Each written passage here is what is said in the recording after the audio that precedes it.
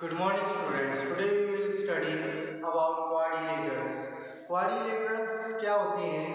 हमारे four sides के closed figure क्या होते हैं? क्वाड्रिलेटर्स फोर साइड्स के क्लोज्ड फिगर होते हैं। ठीक है बेटा, जैसे हमारी जो ट्रायंगल है वो क्या होती है? थ्री साइड्स की क्लोज्ड फिगर होती है। क्या होती है? थ्री साइड्स की क्लोज्ड फिगर होती है।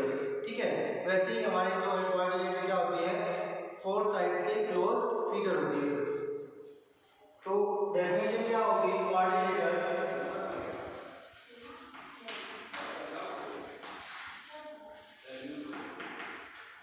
ए क्लोज्ड फिगर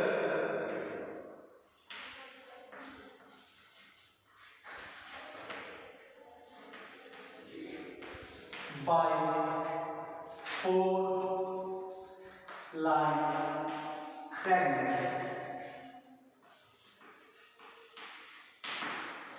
क्या है?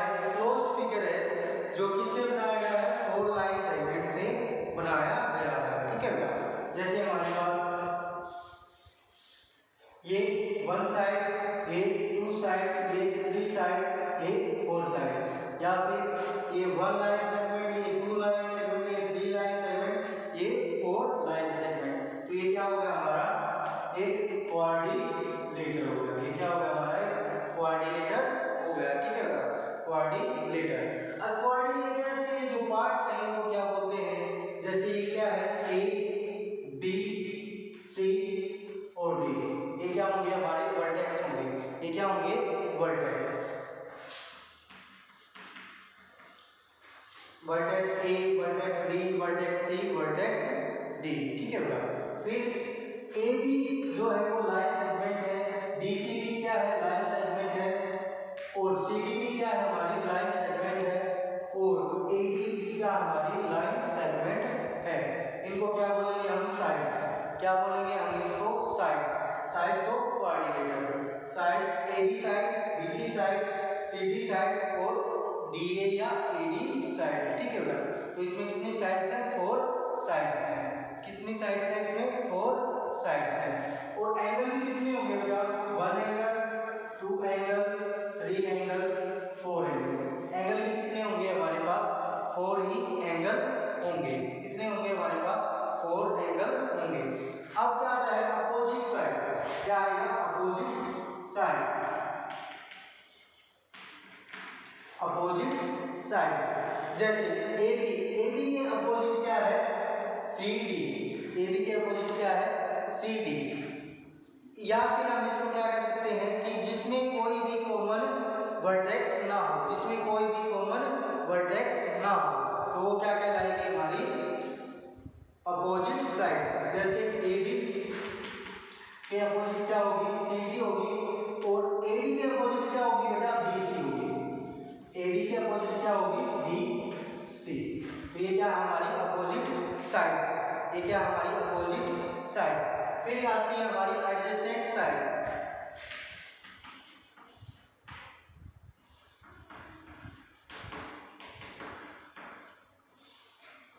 Adjacent side.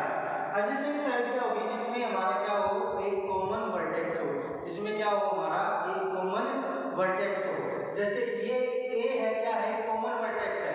कॉमन वर्टेक्स ए किस किस का है? ए बी का भी कॉमन वर्टेक्स है और ए डी का भी क्या है? कॉमन वर्टेक्स है।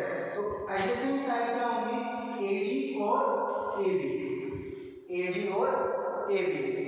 अगर हम एक वर्टेक्स को देखें तो हमारी एडजेसेंट साइड क्या होगी? ए डी और ए बी होगी। ऐसे ही ए बी और बी सी भी हो जाएगी, क्योंकि इसमें क्या है? कॉमन वर्टेक्स बी है। इसमें क्या है? हमारा कॉमन वर्टेक्स बी है। तो ए बी और बी सी भी क्या हो गई? हमारी एडजेसेंट साइड हो गई। ठीक है बेटा, ऐसे ही सी डी और डी ए बी क्या हो गई? हमारी एडजेसेंट साइड हो गई। सी डी और डी ए बी क्या हो गई? हमारी एडजेसेंट साइड हो गई, क्योंकि इसमें क्या है? हमारा डी कॉमन वर्टेक्स है। इसमें क्या हो? कॉमन वर्टेक्स हो।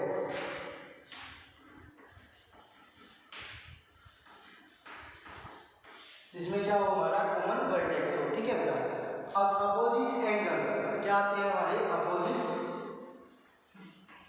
एंगल्स। ठीक है बेटा, अपोजिट एंगल्स क्या होंगे?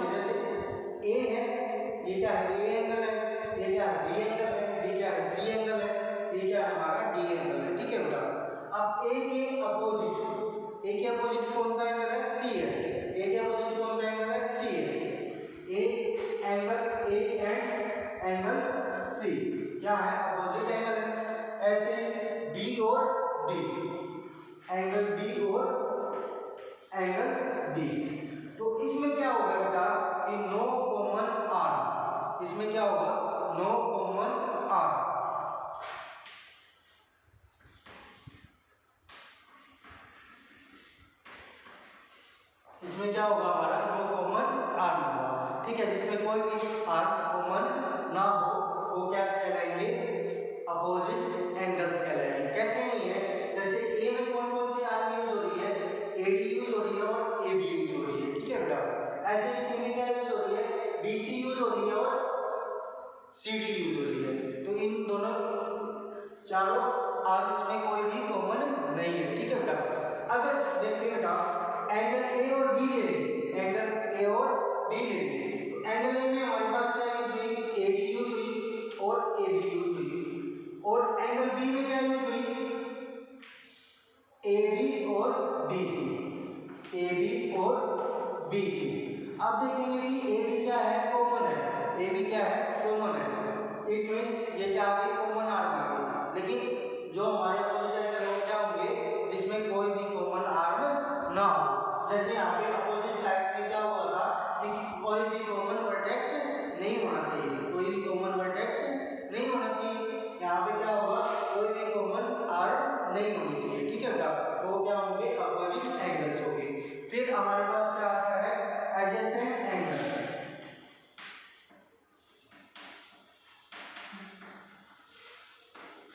एडजेसेंट एंगल, अब एडजेसेंट साइड में क्या था, कॉमन वर्टेक्स था, तो उसमें क्या हो जाएगा, कॉमन आर्म। इसमें क्या होगा हमारा, कॉमन आर्म।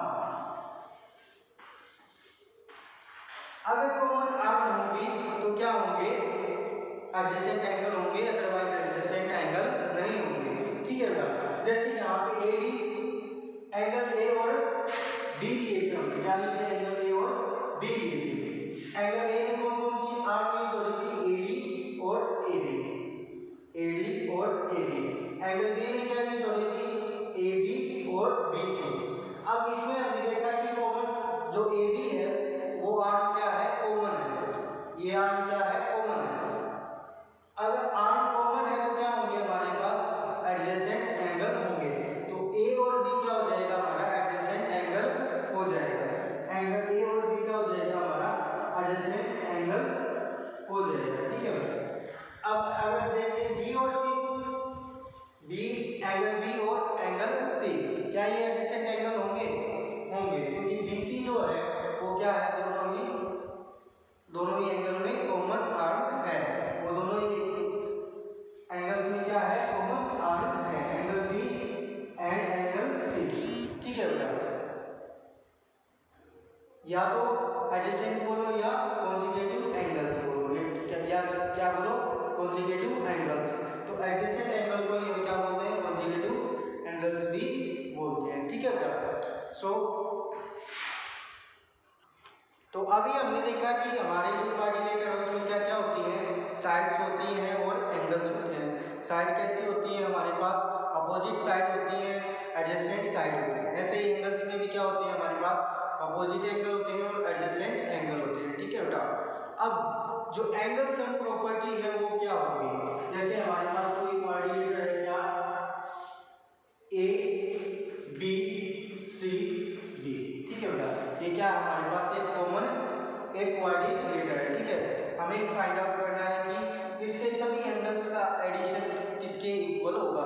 जैसे ट्रायंगल होती है, ट्रायंगल में हमारे सभी कोणों का सम किसके इक्वल होता है, 180 डिग्री के इक्वल होता है। इसको क्या बोलते हैं हम, एंगल सम प्रॉपर्टी। इसको क्या बोलते हैं, एंगल सम प्रॉपर्टी। तो यहाँ पे फाइंड आउट करेंगे एंगल सम प्रॉपर्टी, ठीक है बेटा। तो इसमें क्या करना पड़ेगा, हमें कंस्ट्रक्ट करनी पड़ेगी, पहले क्या कंस्ट्रक्ट करनी पड़ेगी, कंस्ट्रक्शन करनी पड़ेगी कि हमें किसी एक डायगोनल को क्या करना पड़ेगा, ज्वाइन करवाना पड़ेगा। इस किसी एक डायगोनल को क्या करना पड़ेगा, ज्वाइन करवाना पड़ेगा। डायगोनल्स कब बनते हैं बेटा, जब हम अपोजिट वर्टेक्स को क्या करते हैं, ज्वाइन करवाते हैं। अपोजिट वर्टेक्स को क्या करते हैं, ज्वाइन करवाते हैं, तो क्या बनता है हमारे पास, डायगोनल बनता है। जैसे ए के अपोजिट वर्टेक्स कौन सा है, सी है, तो ए और सी को जब हम ज्वाइन करवाएंगे तो क्या बनेगा, डायगोनल बनेगा। ऐसे ही बी के अपोजिट क्या वर्टेक्स है हमारा, डी है, जब हम बी और डी को क्या करेंगे, ज्वाइन करेंगे तो हमें क्या मिलेगा, डायगोनल मिलेगा, ठीक है बेटा। तो कोऑर्डिनेट में कितने डायगोनल्स होते हैं, 2 डायगोनल्स होते हैं। कितने डायगोनल्स होते हैं, 2 डायगोनल्स होते हैं, ठीक है बेटा। सो हमने क्या किया, किसी एक डायगोनल को क्या कर दिया, ज्वाइन करवा दिया। ठीक है बेटा। तो AC हमारा क्या आ गया, डायगोनल आ गया। अब जो ये ऊपर वाली है क्या है, ट्रायंगल है, और नीचे वाली क्या है हमारी, एक ट्रायंगल है। ठीक है बेटा। तो हमने इसका नाम दे दिया एंगल 1, इसका नाम दे दिया 2, इसका नाम दे दिया 3 और इसका नाम दे दिया एंगल 4। ठीक है बेटा। अब इन ट्रायंगल कंस्ट्रक्शन क्या करवाई हमने, join A to C, A से हमने C को क्या कर दिया, ज्वाइन करवा दिया। ठीक है बेटा। अब इन ट्रायंगल ACD, जो ऊपर वाली ट्रायंगल है हमने वो ट्रायंगल ले ली, इसके तीनों एंगल क्या होंगे, angle 1, 2 and D। Angle 1 plus angle 2 plus angle D, इसके इक्वल होंगे 180 डिग्री के। Angle sum property of triangle. ठीक है बेटा, angle sum property of triangle. अब जो हमारे नीचे वाला ट्रायंगल है वो क्या है, इन ट्रायंगल ABC। ठीक है बेटा। और जो ये आई हमारी, इसको हमने क्या दे दिया, इक्वेशन नंबर 1। इसको क्या दे दिया हमने, इक्वेशन नंबर 1। अब इन ट्रायंगल ABC में क्या क्या एंगल में हमारे 4, 3 एंड एंगल B। ठीक है बेटा, एंड एंगल B। ठीक है। तो angle 3 plus angle 4 plus angle B is equal to 180 degree. Again angle sum property of triangle. ठीक है बेटा, ये हमारी क्या हो गई, इक्वेशन नंबर 2। ये क्या हो गई हमारी, इक्वेशन नंबर 2। अब क्या करेंगे, ऐड करेंगे किसको, 1 और 2 इक्वेशन को। Add equation 1 and 2। क्या किया हमने, ऐड किया किसको, इक्वेशन 1 और 2 को। ऐड कैसे करते हैं इक्वेशंस को, लेफ्ट हैंड साइड किस में ऐड होगी, लेफ्ट हैंड साइड में, और राइट हैंड साइड किस में ऐड होगी, राइट हैंड साइड में। ये क्या है हमारी लेफ्ट हैंड साइड है और ये भी क्या है हमारी लेफ्ट हैंड साइड है। तो ये आपस में क्या हो जाएंगी, ऐड हो जाएंगी।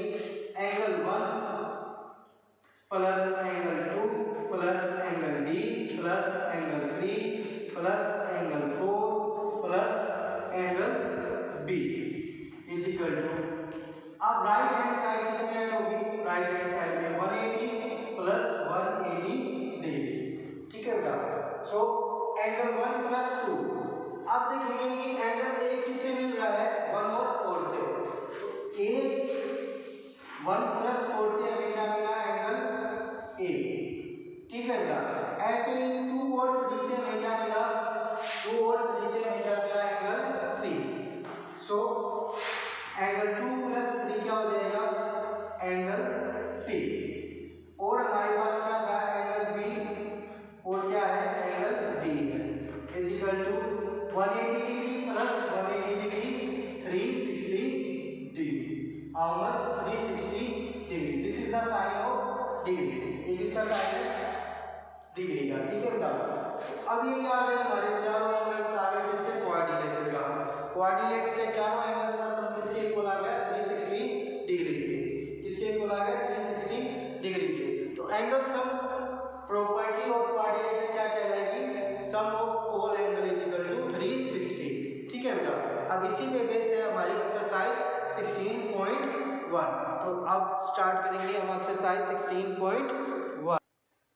Question number first of exercise 16.1, the three angles of quadrilateral are 62 degree, 118 degree and 70 degree. Find the fourth angle. क्या कहता है कि तीन एंगल हमें गिवन है किसके, क्वाड्रिलेटरल के, और फोर्थ एंगल फाइंड आउट करो किसका, क्वाड्रिलेटरल का। ठीक है बेटा। सो थ्री एंगल हमें क्या गिवन है, 62 degree and 118 degree and 70 degree. ये क्या हमारे पास थ्री एंगल्स है। ठीक है बेटा। और जो फोर्थ एंगल है उसको हमने क्या लेट कर लिया, let fourth angle is equal to x। ठीक है बेटा। हमने जो फोर्थ एंगल हमें नहीं पता था उसको हमने क्या लेट कर लिया, x लेट कर लिया। अब चारों एंगल्स का सम किसके इक्वल होगा, 360 डिग्री के इक्वल होगा। सो x ये 62 degree plus 118 118 degree plus 70 degree plus x is equal to 360 degree. Angle sum property of quadrilateral, ठीक है बेटा, angle sum property of quadrilateral. 62 plus 18 80 180 plus 70 degree plus x is equal to 360 degree. We have to find the value of x from here. So 180 plus 70 250 degree plus x is equal to 360 degree.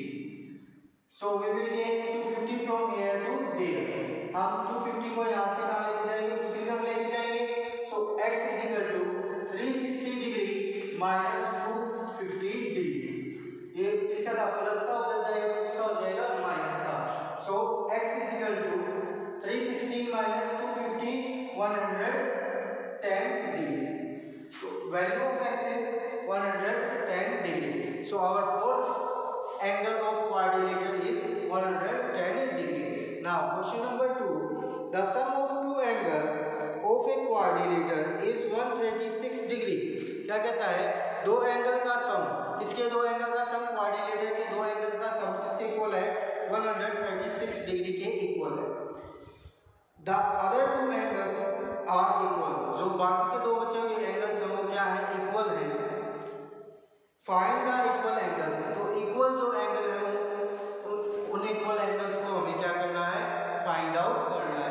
ठीक है बेटा, तो हमें क्या given है, sum of two angles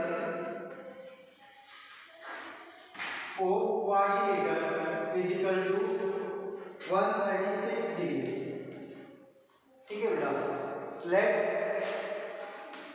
one of equal angles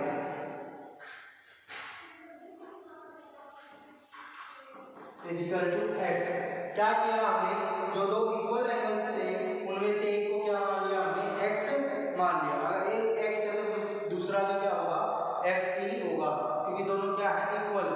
अगर एक tan है तो दूसरा भी क्या होगा, tan ही होगा. ठीक है बेटा, सो टू एंगल का सम ये है हमारे पास, और जो बाकी के दो बचे हुए एंगल है वो क्या है, x प्लस x है. ठीक है, तो अकॉर्डिंग टू क्वेश्चन क्या होगा, सम ऑफ ऑल एंगल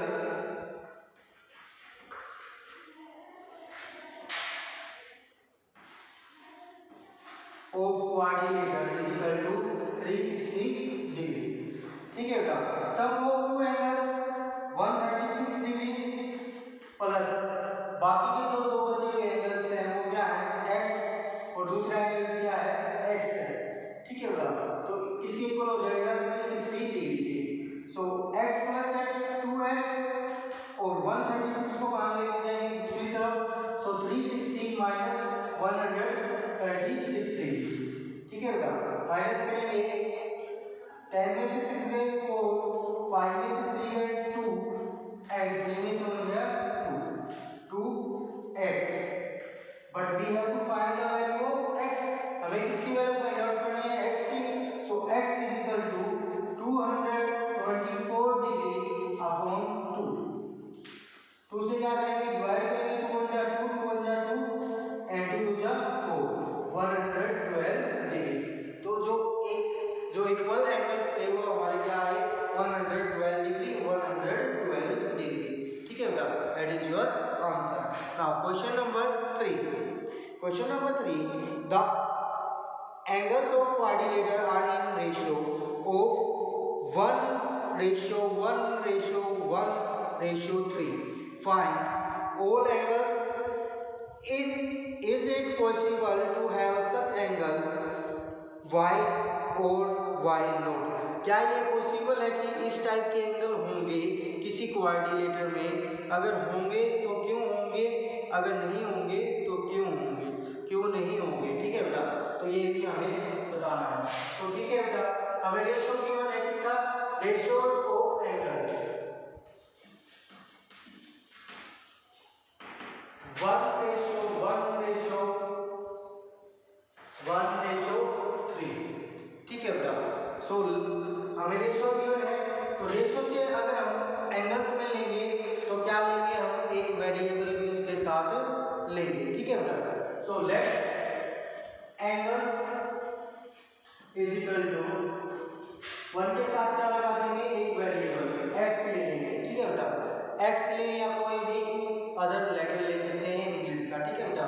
तो 1x ratio 1x ratio 1x ratio 3x, ठीक है बेटा। ये क्या आ गया हमारे पास, एंगल्स आ गए। अब एंगल्स की प्रॉपर्टी क्या कहती है, sum of all angles of quadrilateral is equal to 360 degree. और एंगल्स हमारे पास क्या है, 1x 1x 1x 3x, ठीक है बेटा। तो ये क्या हो गए, हमारे एंगल्स हो गए। तो इसको रेशियो को क्या कर देंगे, हम रिमूव कर देंगे। जब हमारे क्या लेंगे, हम एंगल्स लेंगे तो क्या हो जाएगी, रेशियो रिमूव हो जाएगी, ठीक है बेटा। So 1x plus 1x plus 1x plus 3x is equal to 360 degree. 1 plus 1 2, 2 plus 1 3, 3 plus 3 6, 6x is equal to 360 degree. We have to find the value of x. So x is equal to 360 by 6. 6 को उधर लेके जाएंगे तो किसमें जाएगा, divide में। Cancel करेंगे, 6 6 जा 36 and 0 as it is. So we have value of x is 16 degree. हमारे पास x की वैल्यू क्या आ गई बेटा, 16 डिग्री। सो एंगल्स क्या होंगे, 1x means 60, second again 1x means 60, again 1x means 60, and 3x 3 into 60 degree is equal to 180 degree. तो हमारे पास क्या आ गया बेटा, 60 degree 60 degree 60 degree and 180 degree. अब वो सेकंड पार्ट में क्या कहता है कि क्या ये किसी क्वाड्रिलेटर के एंगल्स हो सकते हैं, क्या ये किसी क्वाड्रिलेटर के एंगल्स हो सकते हैं या नहीं हो सकते। अब हमें ये फाइंड आउट करना है। तो ये किसी भी क्वाड्रिलेटर के एंगल्स नहीं हो सकते। क्यों नहीं हो सकते, क्योंकि बेटा जैसे ये स्ट्रेट लाइन है, ठीक है बेटा, इसका हमने कितने का एंगल बनाया, 180 डिग्री का। 180 डिग्री का मीन्स क्या होता है कि स्ट्रेट लाइन। 180 डिग्री का मीन्स क्या होगा, स्ट्रेट लाइन। ये भी क्या होगा, स्ट्रेट लाइन होगी। ये कितने का होगा, 180 डिग्री। तो ये क्या हो गई, स्ट्रेट लाइन हो गई, ठीक है बेटा। ये क्या हो गई, एक स्ट्रेट लाइन हो गई, ठीक है बेटा। अब यहाँ पे 60 का बना दिया और यहाँ पे भी 60 का, और ये डिवाइड करवा दिया। तो ये क्या क्वाड्रिलेटर की शेप है, क्या ये क्वाड्रिलेटर की शेप है, नहीं है। ये किसी क्वाड्रिलेटर की शेप नहीं है। ये क्या बन गई, हमारे पास एक ट्रायंगल बन गई।